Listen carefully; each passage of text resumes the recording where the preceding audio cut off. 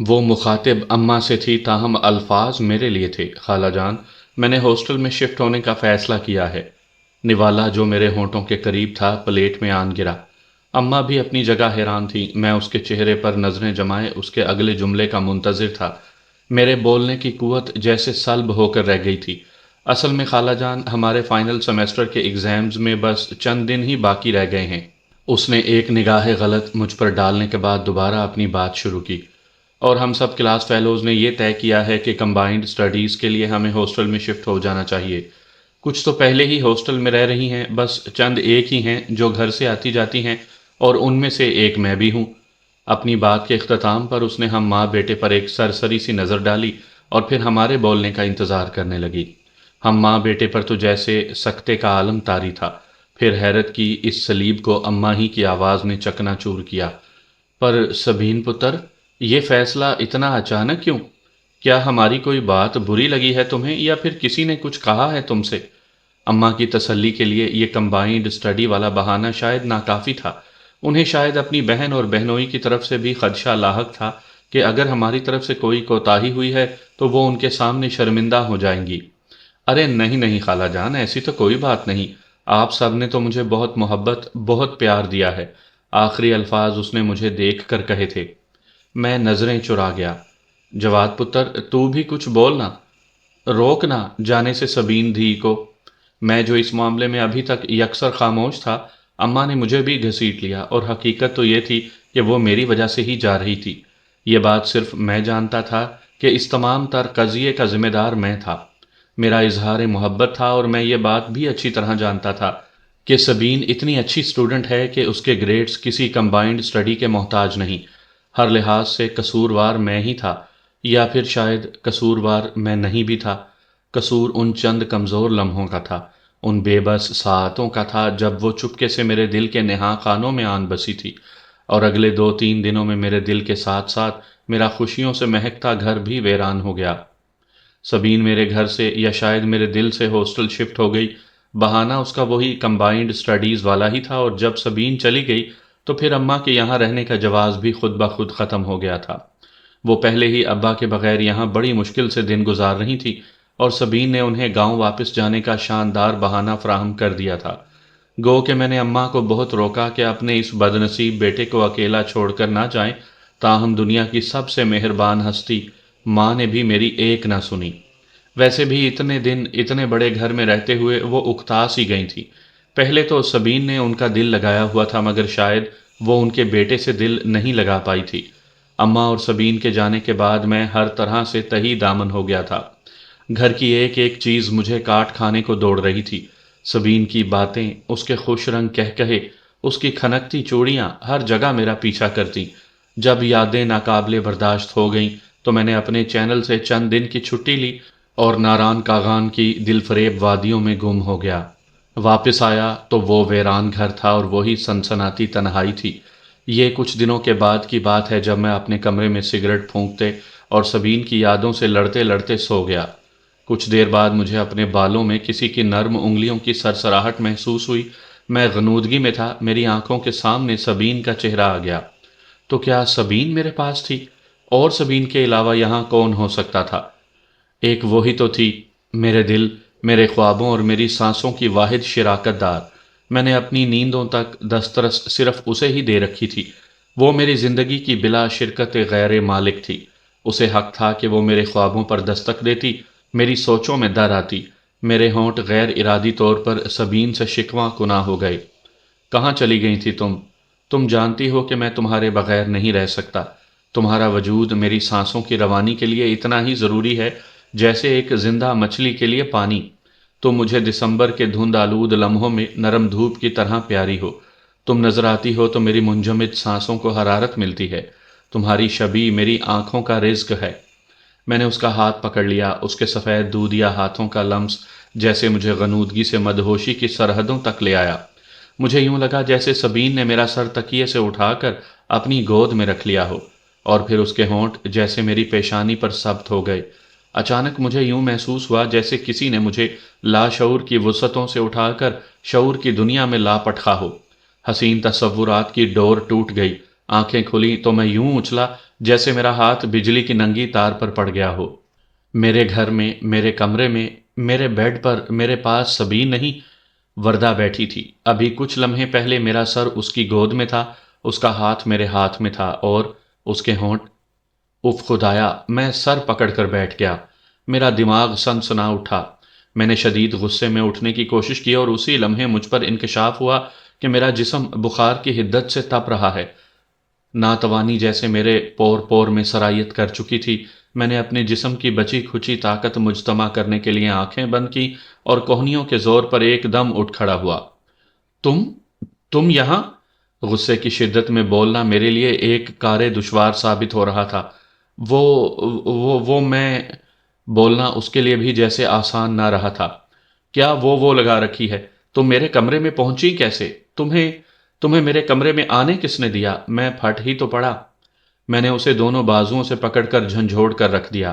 میری دھاڑ سے وہ سہم کر رہ گئی۔ میں اس کے اوپر جھکا، اسے کڑے تیوروں سے گھور رہا تھا۔ میرا بس نہیں چل رہا تھا کہ ملازموں کو لائن میں کھڑا کر کے ایک ایک کو 70 کوڑے مرواؤں اور ان سے پوچھوں کہ میرا گھر چوراہا کب سے ہو گیا کہ جس کا جب جی چاہتا ہے منہ اٹھا کر چلا آتا ہے۔ تاہم خود پر قابو پانے کے باوجود میں اپنے لہجے کی تلخی کو چھپا نہیں پا رہا تھا، اور پھر میرے کچھ سوچنے سمجھنے اور بولنے سے پہلے وہ ہوا کہ جو میں کبھی سوچ بھی نہ سکتا تھا۔ میں فقط دیکھتا رہ گیا۔ وہ ایک دم میرے قدموں میں گری اور میرے پیروں سے لپٹ گئی۔ وہ بلک بلک کر رو رہی تھی۔ اس کا وجود یوں جھٹکے کھا رہا تھا جیسے سلور کے برتن میں پانی ابل رہا ہو۔ میں نے پیچھے ہٹ کر اپنے پاؤں اس کی گرفت سے آزاد کرانا چاہے، لیکن وہ میرے پاؤں کسی صورت چھوڑنے کو تیار نہیں تھی۔ وہ میرے پیروں کے ساتھ گھسٹتی چلی آئی۔ میرے سوچنے سمجھنے کی سب صلاحیتیں جیسے سلب ہو کر رہ گئی تھیں، اور پھر اس کی روتی بلکتی آواز میرے کانوں تک پہنچی۔ پلیز جواد، خدا کے لیے اپنی محبت میری جھولی میں ڈال دیں، اپنی محبت مجھے بھیک میں دے دیں، اپنی اس بھیکارن کو ناکام و نامراد مت لوٹائیں۔ میں آپ کے آگے ہاتھ جوڑتی ہوں، آپ کے پیر پکڑتی ہوں۔ اس کے رونے کی شدت دوگنی ہو گئی۔ اس نے واقعتاً میرے سامنے ہاتھ جوڑ دیے۔ وہ گڑ گڑا رہی تھی، اس کی خوبصورت پیشانی میرے پیروں پر جا گری۔ میں ساری عمر آپ کی داسی بن کر رہوں گی، آپ جس جگہ جس حال میں رکھیں گے ہنسی خوشی رہ لوں گی، بس مجھے اپنا نام دے دیں۔ وہ وردہ مجھے اس وردہ سے بہت مختلف لگی جس شوخ، چنچل اور آزاد خیال وردہ سے اکثر میرا سامنا رہتا تھا۔ یہ وردہ تو مجھے بہت مجبور، لاچار اور بے بس نظر آ رہی تھی۔ ہاں، یہ وردہ بہت انوکھی تھی، یا شاید محبت نے اسے انوکھا بنا دیا تھا۔ میری برداشت بالآخر جواب دے گئی۔ میں نے اسے کندھوں سے پکڑ کر اپنے سامنے کھڑا کیا۔ میری نظر اس کے آنسوؤں سے دھلے چہرے پر جیسے جم کر رہ گئی۔ یہ محبت انسان کو کس قدر بے قیمت اور قابل رحم بنا دیتی ہے۔ انسان کی وقت 2 کوڑی سے زیادہ کی نہیں رہتی۔ گلی کوچوں میں بکھرے تنکوں سے زیادہ ہلکا ہو جاتا ہے انسان۔ میں سوچ کر رہ گیا۔ وہ آنسوؤں سے تر چہرہ لیے اپنی تمام تر محبت سمیت میرے دل کے بند کواڑوں پر دستک دے رہی تھی۔ وہ کواڑ جن کے عقب میں سبین کی محبت اپنی تمام تر حشر سامانیوں کے ساتھ براجمان تھی۔ وہ کواڑ جن کو میں نے کسی مقدس مقام کا درجہ دے رکھا تھا۔ ہاں، وہی کواڑ وردہ کی محبت کے لیے کبھی کھل سکیں گے؟ میں نے وردہ کی آنکھوں میں دور تک جھانکتے ہوئے سوچا۔ گزشتہ دنوں سے میرا جسم بخار کی وجہ سے جلتا ہوا پھوڑا بنا ہوا تھا۔ میں فقط اپنے کمرے تک محدود ہو کر رہ گیا تھا۔ شہر کا معروف ڈاکٹر میرا چیک اپ کر گیا تھا اور اپنے علم کے مطابق اس نے دوائیں بھی تجویز کی تھیں، لیکن جس مرض میں مبتلا تھا وہ ان دواؤں سے جانے والا نہیں تھا۔ یہ عشق کا مرض تھا، اور عشق کے مریض جان سے جانے کے بعد ہی قرار پاتے ہیں۔ ویسے بھی میری صحت یابی تو سبین کے دیدار سے مشروط تھی، اور سبین مجھ سے بہت دور جا چکی تھی۔ مجھے معلوم ہوا تھا کہ اپنے آخری سیمسٹر کے امتحانات سے فارغ ہونے کے بعد وہ اپنے گھر واپس اوکاڑا لوٹ چکی ہے، کبھی واپس نہ آنے کے لیے۔ اور جو بات مجھے سب سے زیادہ تکلیف دے رہی تھی وہ یہ کہ جاتے ہوئے وہ مجھ سے مل کر بھی نہیں گئی تھی۔ ملازم دن رات میری تیمارداری میں لگے ہوئے تھے۔ اماں کو جان بوجھ کر میں نے اپنی بیماری کے بارے میں نہیں بتایا تھا۔ بیماری کیا تھی؟ بس ہلکا سا بخار تھا جو آج کل میں ٹھیک ہو جاتا۔ پتہ نہیں کیوں کبھی کبھی میرا دل چاہتا کہ سب کچھ چھوڑ کر اپنے گاؤں، اپنے گھر لوٹ جاؤں، جہاں میری ماں کی سادہ سی چادر تلے سکون اور راحت کے لامحدود چشمے پھوٹتے تھے۔ اور ممتا کے دلکش جھرنے بہتے تھے، جہاں ابا کی خاموش جھیلوں ایسی محبت میرا انتظار کر رہی تھی۔ ہاں، میرے گاؤں کے گلی کوچے مجھے بلا رہے تھے، صدائیں دے رہے تھے۔ زندگی نے مجھے عجیب دوراہے پر لا کھڑا کیا تھا۔ کسی کو کھونے کے بعد زندگی کس قدر دشوار ہو جاتی ہے، اس کا اندازہ مجھے اب ہو رہا تھا۔ ہر گزرتے لمحے کے ساتھ نارسائی کا دکھ جیسے بڑھتا چلا جا رہا تھا۔ میں محبت کرنے کے بعد ان پانیوں میں اتر چکا تھا جن کے کناروں پر کھڑے ہو کر ان کی گہرائیوں کا پتہ نہیں چلتا۔ ادراک اور حیرتوں کے دروازے مجھ پر کھل رہے تھے، رستوں کی دشواریاں سامنے آ رہی تھیں اور محبت کی حقیقت مجھ پر واضح ہو رہی تھی۔ اس دن بھی میں سبین کی یادوں سے لڑتے لڑتے بالآخر ہار گیا۔ میں نے اپنی گاڑی نکالی اور اوکاڑا کی طرف نکل کھڑا ہوا۔ راستے میں میرا ذہن بھی سبین ہی میں اٹکا رہا۔ پتہ نہیں کیوں سبین کے علاوہ میں کچھ اور سوچ ہی نہیں پا رہا تھا۔ وہ جیسے میری سوچ کی آخری مرکز بن کر رہ گئی تھی۔ پھر اچانک پردہ تصور پر وردہ نمودار ہوئی۔ وہ بھی اپنی طرز کی ایک انوکھی لڑکی ثابت ہوئی تھی۔ اسے مجھ سے بے پناہ محبت کا دعویٰ تھا، حالانکہ مجھ میں ایسا کچھ بھی خاص نہیں تھا جو وردہ یا کسی بھی اور لڑکی کے لیے باعث کشش بنتا۔ پھر بھری دنیا میں ہی کیوں اسے اچھا لگا تھا؟ کیوں اس کی نگاہ التفات مجھ پر ہی ٹکی تھی؟ اس کا سادہ سا جواب یہی بنتا تھا کہ مجھے بھی بھری دنیا میں صرف سبین سے ہی کیوں محبت ہوئی تھی، حالانکہ سبین سے لاکھ درجے خوبصورت لڑکیاں میں نے دیکھی تھیں، ان سے مل چکا تھا، ان کے ساتھ کام کر چکا تھا۔ ہاں، دل کو لاکھوں ہزاروں میں صرف ایک شخص ہی بھاتا ہے۔ دل کے جذبے صرف ایک ہی شخص سے منسوب ہو پاتے ہیں۔ وردہ کے دن رات بھی فقط میرے لیے وقف تھے، جیسے میرے دن رات صرف سبین کے لیے مختص ہو چکے تھے۔ میں اگر وردہ کے جذبات کی حوصلہ افزائی نہیں کر سکتا تھا تو مجھے اس کے جذبات کی حوصلہ شکنی کرنے کا بھی کوئی حق نہیں تھا۔ محبت تو انسان کو بہت باظرف بناتی ہے۔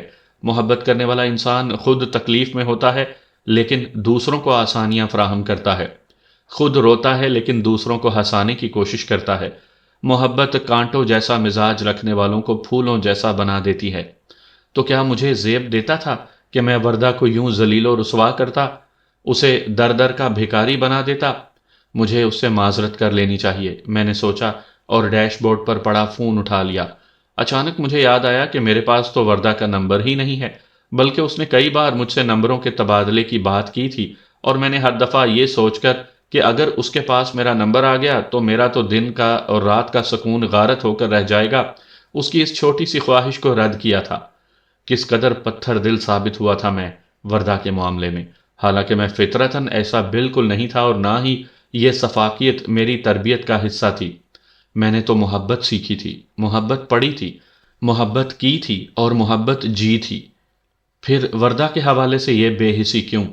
خود احتسابی کا یہ عمل مجھے شرمندگی کے گہرے پانی میں ڈبو رہا تھا، اور وہ کسی بھی لحاظ سے اس سلوک کی مستحق نہیں تھی جو میں نے اس کے ساتھ روا رکھا تھا۔ وہ ایلیٹ کلاس کی ایک آزاد خیال، پڑھی لکھی اور باشعور لڑکی تھی۔ مجھ سے انکار سننے کے بعد اگر وہ چاہتی تو کسی اور کے ساتھ بھی معاشقہ چلا سکتی تھی۔ اسے بھلا کون روک سکتا تھا یا اسے کون روکنے والا تھا؟ اس کے باوجود بھی اگر وہ میرے نام کا ورد کرتی تھی تو اس کا ایک ہی مطلب تھا کہ وہ مجھے بے لوث چاہتی تھی۔ میں واپس آ کر ضرور اس سے اپنے رویے کی معافی مانگوں گا، میں نے سوچا اور انہماک سے ڈرائیونگ کرنے لگا۔ ٹھیک 2 گھنٹے بعد میں اوکاڑا پہنچ گیا۔ خالہ اور خالو مجھے دیکھ کر بہت خوش ہوئے، انہوں نے میری خوب آؤ بھگت کی، ہم نے ایک ساتھ بیٹھ کر چائے پی۔ میری نظریں ادھر ادھر کسی کی تلاش میں بھٹکتی پھر رہی تھی، اس خزاں رسیدہ پتے کی طرح جسے تیز ہوائیں کبھی یہاں پٹکتی ہیں تو کبھی وہاں لا پھینکتی ہیں۔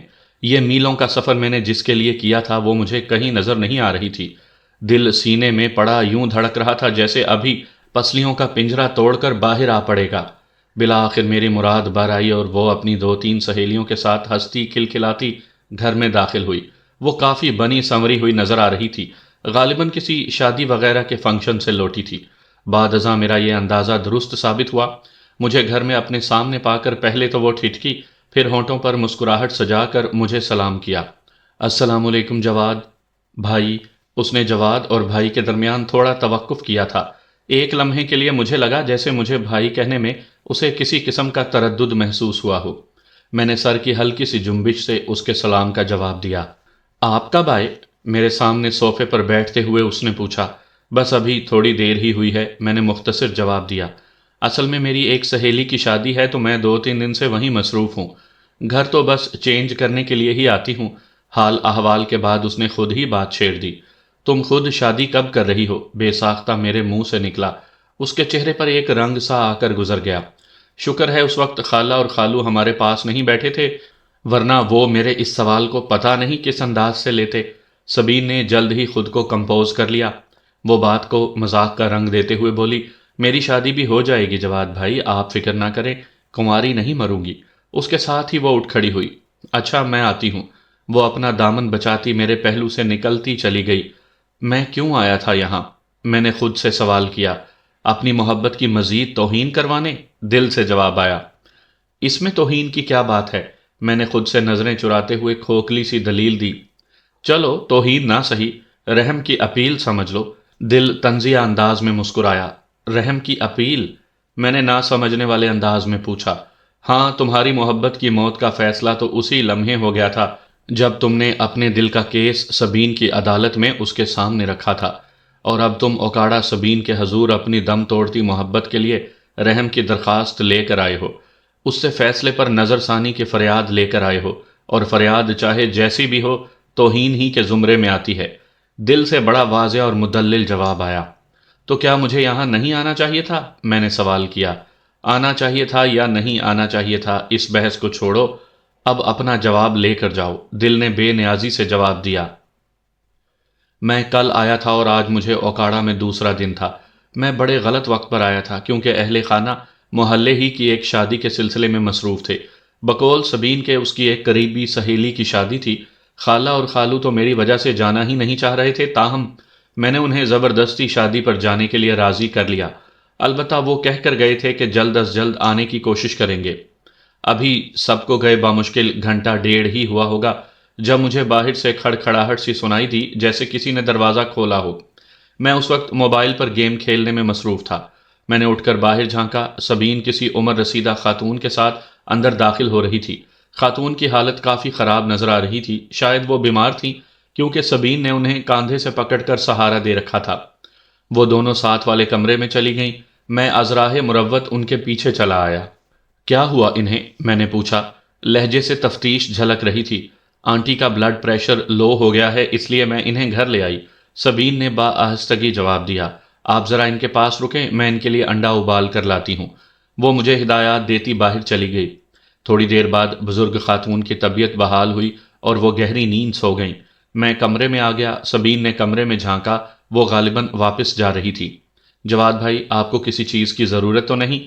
میں نے اسے دیکھا۔ بے اختیار میرا دل چاہا کہ اسے کہہ دوں کہ ہاں، مجھے تم چاہیے ہو، مجھے تمہاری سخت ضرورت ہے، میں تمہارے بغیر نہیں رہ سکتا، میرے دن اور راتیں تمہارے وجود کے بغیر ویران اور اداس ہیں، لیکن یہ سب کچھ میں نے نہیں کہا۔ ہاں، ایک کپ چائے بنا دو۔ وہ اچھا کہتی ہوئی کچن کی طرف چلی گئی۔ یہ بہترین موقع ہے، دل سے آواز آئی، جو کہنا چاہتے ہو کہہ ڈالو، جو پوچھنا چاہتے ہو پوچھ لو۔ میں بے چینی سے کمرے میں ٹہلنے لگا۔ کیا کیا جائے؟ میں نے سوچا۔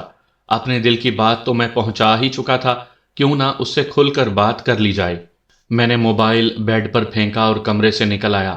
سبین چائے کی دیگچی چولہے سے اتار رہی تھی اور اب چائے کو کپ میں ڈالنے کے لیے پر تول رہی تھی۔ میں اس کے سر پر پہنچ گیا۔ اس سے پہلے کہ وہ کچھ سمجھتی، میں نے اسے کلائی سے پکڑا اور کھینچتے ہوئے کچن سے باہر لے آیا۔ چائے کی دیگچی اس کے ہاتھ سے چھوٹی اور سلیب سے ٹکرانے کے بعد فرش پر گر گئی۔ چوڑیاں جو اس نے ہلکے گلابی رنگ کے سوٹ کے ساتھ میچ کر رکھی تھیں، اپنے ساتھ ہونے والی اس زبردستی پر احتجاجاً ایک ایک کر کے ٹوٹتی چلی گئیں۔ میں نے اسے بیڈ پر پھینکا۔ وہ ہکا بکا سی مجھے دیکھتی چلی گئی۔ جلد ہی اسے احساس ہوا کہ محض حیران ہونے سے کچھ نہیں ہونے والا۔ یہ کیا بدتمیزی ہے جواد بھائی؟ وہ ایک دم غصے میں اٹھ کھڑی ہوئی۔ یہ کون سا طریقہ ہے کسی سے بات کرنے کا؟ وہ بفری ہوئی شیرنی کی طرح چنگاڑی۔ میں بغیر پلکیں جھپکائے اسے دیکھتا رہا۔ آخر آپ چاہتے کیا ہیں؟ وہ تڑق کر بولی۔ تمہیں۔ بے اختیار میرے ہونٹوں سے نکلا۔ What naan sense! وہ جھنجھلائی۔ میں سینے پر ہاتھ باندھے اس کے مقابل جا کھڑا ہوا۔ نہ جانے اتنی بہادری مجھ میں کہاں سے آ گئی تھی، میں اتنا بہادر کبھی بھی نہیں رہا تھا، اور محبت وغیرہ کے معاملے میں تو میں بالکل ہی ڈرپوک ثابت ہوا تھا۔ ہٹیں پلیز، راستہ دیں۔ وہ مجھے ایک طرف دھکیل کر نکل جانا چاہ رہی تھی۔ میں نے اسے بازو سے پکڑ کر اپنے سامنے کھڑا کیا اور سخت لہجے میں بولا، जवाब दे कर जाओ। तवाज़ुन बरकरार रखने की कोशिश में वो गिरते गिरते बची। क्या सुनना चाहते हैं आप? वो एकदम हत्थे से उखड़ गई। यही ना कि मैं आपसे मोहब्बत करती हूं या नहीं? तो अच्छी तरह अपने कान के कीड़े झाड़ कर सुन लें। मुझे ना पहले आप में कोई दिलचस्पी थी और ना अब है, और ना आइंदा कभी हो सकती है। मैंने आपको कभी इस नज़र से देखा ही नहीं। आपके लिए मेरे दिल में थोड़ी सी भी जगह नहीं है। उसने एक एक लफ्ज़ मुझे जिताते हुए कहा। वो अपने अल्फाज में मजीद इजाफा करते हुए बोली, मैं वो लड़की नहीं हूं जो ड्रामे देखती है, रोमानवी नावल पढ़ती है और किसी हीरो टाइप हैंडसम लड़के को ख्यालों में बसाती है। मैं शायरी पढ़कर ठंडी आहें नहीं भरती। मैं हकीकत में जीती हूं और हकीकत में ही रहना पसंद करती हूं। आप अच्छे हैं, बहुत अच्छे हैं। कोई भी लड़की आपके साथ हंसी खुशी जिंदगी गुजारने के लिए तैयार हो जाएगी, लेकिन मुझे लगा जैसे जबान उसके इन सख्त अल्फाज का साथ ना दे रही हो। लेकिन क्या? मैंने उसे कांधों से पकड़कर झंझोड़ा। लेकिन आप मेरे आइडियल नहीं हैं, और वैसे भी मैं किसी के साथ कमिटमेंट कर चुकी हूं। आखिरी अल्फाज अदा करते हुए वो मुझसे नजरें चुरा गई। कमिटमेंट? बेसाख्ता मेरे होंठों से निकला। हाँ, वो मेरी आंखों में आंखें डालकर बोली। अब्बू के दोस्त के बेटे हैं, वकास शाहिद, डॉक्टर हैं, अमेरिका में रहते हैं और वहीं प्रैक्टिस करते हैं। मैं उनके प्रपोजल के लिए हाँ कह चुकी हूं। कुछ लम्हों के लिए तो मैं साकित सा हो गया। फिर एक तंजिया सी मुस्कुराहट खुद ब खुद ही मेरे होंठों पर दर आई। यानी तुम एक पाकिस्तानी जर्नलिस्ट पर एक अमरीकी डॉक्टर को तरजीह दे रही हो? वो कुछ देर तक खामोश नजरों से मुझे देखती रही और फिर मजबूत लहजे में बोली, आप जो भी समझ लें। वो रुकी और फिर चंद कदम चलकर मेरे पास आते हुए उसने कहा, मैं आपके सामने अपनी पोजीशन क्लियर कर चुकी हूं और उम्मीद करती हूं कि आप इस सारे मामले को यहीं ख़त्म कर देंगे। आप अपनी ज़िंदगी जिएं और मुझे अपनी ज़िंदगी जीने दें। अपनी बात करके वो रुकी नहीं और कमरे से निकल गई। वो मुझे लाजवाब करके जा चुकी थी और मैं उस आखिरी बल्लेबाज की तरह सदमे की हालत में खड़ा रह गया, जो आउट होने के बाद मुखालिफ टीम के खिलाड़ियों को जीत का जश्न मनाते हुए देखता रह जाता है। वो जा चुकी थी और अब मुझे भी जाना था। अब मुझे यहां मजीद ठहर कर करना भी क्या था? मैं तो अपनी आखिरी बाजी भी हार चुका था। मैंने अपनी चीजें समेटी और किसी को कुछ बताए बगैर ही वहां से निकल आया। मैं जिस लड़की को मासूम और नादान समझता आया था, वो तो बड़ी प्रैक्टिकल सोच की मालिक निकली। उसे अंदाजा था कि अगर मुझसे शादी करेगी तो फकत ओकाड़ा और लाहौर की ही होकर रह जाएगी। अमेरिका की जो एक फैंटेसी है वो उसे यकसर महरूम रह जाएगी। हाँ, उसने मोहब्बत पर फैंटेसी को तरजीह दी थी। मैंने सिगरेट की राख एशट्रे में झाड़ते हुए अपनी बात मुकम्मल की तो शाह मीर हंस पड़ा। वर्दा को अपना लो, उसने अपने मखसूस सरसराते हुए लहजे में कहा। तो मैं हैरत से मुंह खोले उसे देखने लगा। क्या? क्या कहा तुमने? बेसाख्ता मेरे मुंह से निकला। हाँ, मैं ठीक कह रहा हूं, तुम्हारे पास वर्दा के अलावा कोई ऑप्शन नहीं है, उसने कतई अंदाज इख्तियार करते हुए कहा। मेरी नजरें अब भी उसके चेहरे पर जमी हुई थीं। ये सबीन के जिक्र में वर्दा कहां से आ गई? मेरी हैरत अपनी जगह बरकरार थी। मैं शाहमीर के मुंह से निकली हुई ये बात हजम नहीं कर पा रहा था। वो अपने मखसूस अंदाज में मुस्कुराया। मेरे दोस्त, सबीन की जगह वर्दा नहीं आना था। उसकी एंट्री कुदरत की तरफ से लिखी जा चुकी है। उसने मेरे हाथ से अध जला सिगरेट लिया और दो तीन तवील कश लेने के बाद सिलसिला कलाम को दोबारा जोड़ते हुए बोला, और मुझे लगता है कि तुम तीनों की तकौन में मोहब्बत सिर्फ वर्दा ने की है। तुम दोनों, यानी तुम और सबीन, तो एक स्क्रिप्टेड ड्रामे का हिस्सा थे। Scripted drama? मैंने ना समझने वाले अंदाज में उसके अल्फाज दोहराए। हाँ, ये एक स्क्रिप्टेड ड्रामा नहीं तो और क्या था। सबीन का तुम्हारे पास पढ़ने के लिए आना, तुम्हें उससे मोहब्बत हो जाना और फिर उसका तुम्हें छोड़कर चले जाना, ये ड्रामा ही तो था मेरे दोस्त। रही वर्दा, तो वो इस ड्रामे का किरदार थी ही नहीं। उसने तुमसे मोहब्बत की है और सच्चे दिल से की है। उसे इस बात से गर्ज नहीं थी कि तुम्हें उससे मोहब्बत है या नहीं। वो तुम्हें बेलोस बगैर किसी सिले के चाहती रही और मोहब्बत करने वालों की तरह खामोशी से अपना फर्ज अदा करती रही। शाहमीर की बात खत्म हुई तो मैं गहरी सोच में डूब गया। वर्दा जैसी भी थी, उसका इखलास शको शुबे से वालातर था। और भला यह बात तय करने वाला मैं कौन होता हूं कि बोल्ड, बेबाक और मॉडर्न लड़कियों को मोहब्बत करने का कोई हक नहीं? मोहब्बत तो वो लॉटरी है जो किसी की भी किस्मत खोल सकती है, किसी के दिल में भी अपना आशियाना बना सकती है। और इस दफा मोहब्बत का हमा अगर वर्दा के सर से गुजर गया था तो मुझे कोई हक नहीं पहुंचता था उसकी मोहब्बत पर अपनी राय सादिर करने का। हाँ, मोहब्बत तो किसी को भी हो सकती है, कहीं भी हो सकती है, कभी भी हो सकती है। وردہ کو اگر مجھ سے محبت ہو گئی تھی تو مجھے اس کے جذبات کا احترام کرنا چاہیے تھا، بلکہ ہر اس شخص کا احترام کرنا چاہیے جو کسی بھی حوالے سے محبت کا دم بھرتا ہو۔ محبت ایسے ہی گرے پڑوں کو معتبر بنا دیا کرتی ہے، یہ ایسے ہی کیچڑ میں سے اٹھا کر تخت شاہی تک لے آتی ہے۔ کوئی اگر محبت کی تحقیر کرتا ہے تو گستاخی کا مرتکب ہوتا ہے۔ یہ تو اس ولی اللہ کی طرح ہوتی ہے جو جتنا اپنے ماننے والوں کے لیے قابل احترام ہوتا ہے، اتنا ہی قابل احترام ان کے لیے بھی ہوتا ہے جو اسے نہیں مانتے۔ مجھے اپنا وہ عہد یاد آیا جو میں نے اوکاڑا جاتے ہوئے راستے میں خود سے کیا تھا، اور وہ عہد تھا وردہ سے معافی مانگنے کا۔ یہ حقیقت تسلیم کرنے کے بعد میں بہت ہلکا پھلکا ہو گیا تھا کہ اسے مت چاہو جسے تم چاہتے ہو، بلکہ اسے چاہو جو تمہیں چاہتا ہے۔ یہ جملہ میں نے فلموں، ڈراموں اور ناولوں میں کئی بار دیکھا، سنا اور پڑھا تھا، تاہم اس کی صداقت پر مجھے اب یقین آیا تھا۔ وردہ مجھے چاہتی تھی اور اب مجھے بھی اس کی محبت کا جواب محبت سے دینا تھا۔ ہاں، آج شام پھر مجھے ٹیرس پر کھڑا ہونا تھا اور وردہ کو ایک دوستانہ سی مسکراہٹ سے اپنی محبت کا یقین دلانا تھا۔ اماں کو اچانک سبین کی منگنی کا پتہ چلا تو ایک دفعہ تو وہ ششدر رہ گئیں۔ ارے یہ عفت کو کیا سوجی کہ جو کل کی بچی کی ڈولی سجا کے بیٹھ گئی؟ اماں کو اپنی بہن پر تعجب ہوا جس نے بیٹی کا رشتہ کرتے ہوئے بڑی بہن سے مشورہ کرنا تو درکنار اسے بتانا بھی گوارا نہ کیا۔